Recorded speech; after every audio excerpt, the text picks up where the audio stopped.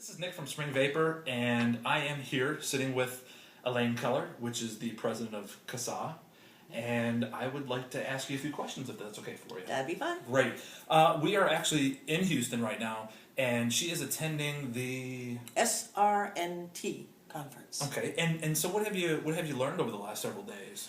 Well, things are looking a little bit better than I was afraid they would be. I'm actually hearing people saying things about tobacco harm reduction, about reduced risk products. I've heard e-cigarettes mentioned several times, and I see that as very hopeful. Excellent, excellent. So just to help us understand what CASAA does, can you tell us a little bit about it for people who don't know? Well, we were founded back in 2009, about the time that the FDA was seizing incoming shipments of products, e-cigarette products, and Smoking Everywhere filed a lawsuit against FDA asking for an injunction against the product seizures. Right. They were joined in the suit by Soterra, who makes the Enjoy products. And, those of us who had been smoking for decades and had finally quit smoking were going, wait a minute, we finally found something that works and they want to ban it? We need to do something about this. And so we used the forum, we used e-cigarette forum, and started talking and formulating a mission statement and plans and so forth, and we formed a nonprofit organization right there on the forum. Awesome, awesome. So, just to piggyback off that, what's your goal? Well, our mission statement is to try to keep reduced risk alternatives available for people who want to substitute them for the deadly inhaling of cigarette smoke. Right. As we were forming this coalition, which originally had to do with e-cigarettes, we found out that there were other products that were equally reduced in risk, such as there's a smokeless tobacco product called snus that was invented in Sweden, Right. and it doesn't involve spitting.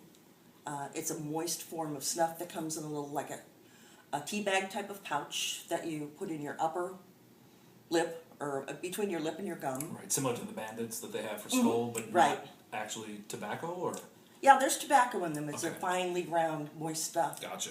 And you put it in there, and the nicotine is absorbed through the gums the same way it is with nicotine gum or nicotine Sure. lozenges.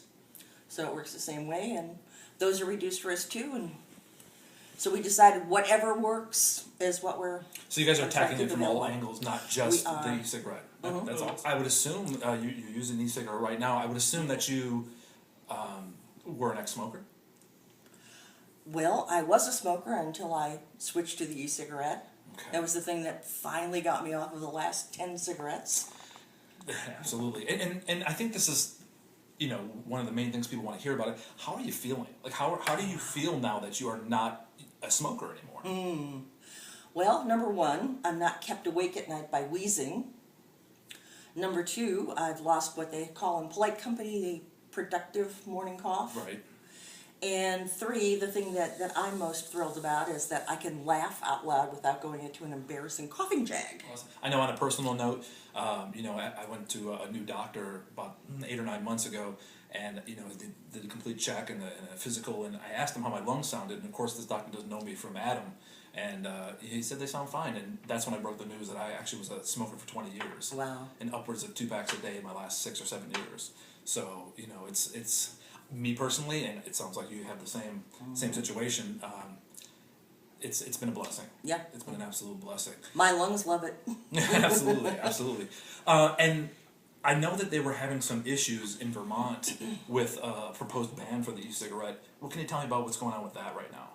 Well, originally what they were trying to do was ban any kind of internet sales of any kind of tobacco product, and that included e-cigarettes, which would have pretty much meant that, there goes access to the products. Right. And we organized a letter writing campaign, and some people who live in the area were calling the legislators, and we had an effect. They have removed e-cigarettes from that piece of legislation. Fantastic. And possibly it won't be passed at all, which would be good. Absolutely. That's incredible. Years back, in 2009, the case against smoking everywhere. What did you guys step in? How did you have any kind of effect on the decision that was made? Well, one of the things that we did was we joined in with some other organizations to file an amicus brief, which is a friend of the court brief. Right.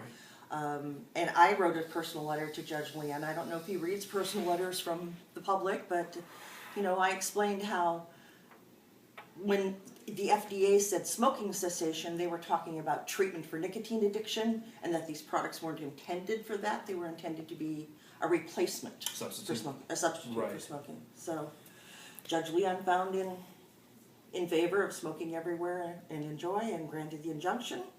The FDA appealed it. I attended the oral arguments of the appeals court, which was kind of a thrill. Right, exciting, definitely. Yeah. Definitely. And the appeals court upheld the lower court ruling, and the FDA tried again. They said, okay, well, appeals court, we want you to rehear this case with all 9 judges. And the appeals court said, no. Wow. So the FDA said, well, gee, we'd have to take it to the Supreme Court.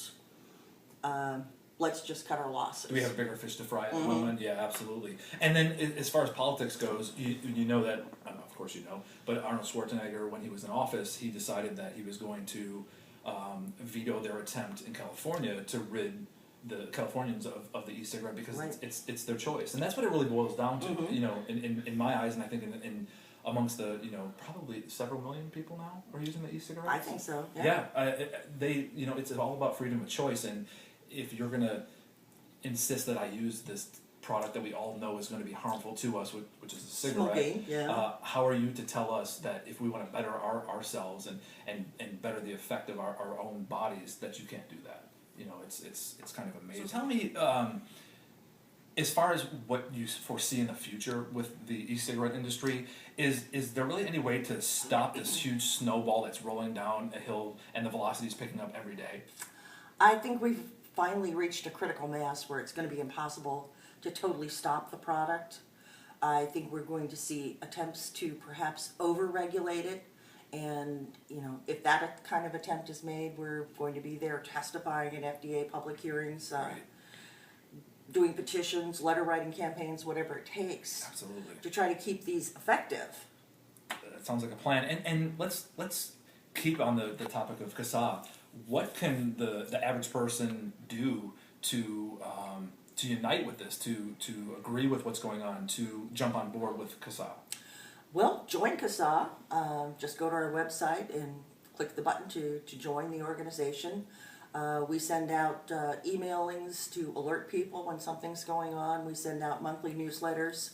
On our site, we have a call to action area where people can go and check and see where legislation is being proposed.